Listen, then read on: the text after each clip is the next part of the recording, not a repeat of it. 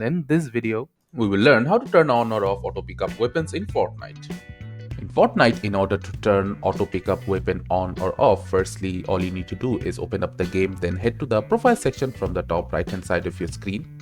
From here, you need to click on the gear icon to head to the settings tab. From here, you need to go to the game section from the top left hand side of your screen. Now from the left side, select on combat. Under combat, you will find an option called auto pickup weapon. You need to turn it on or off according to your needs. After turning it on or off, just hit apply and get back to the lobby.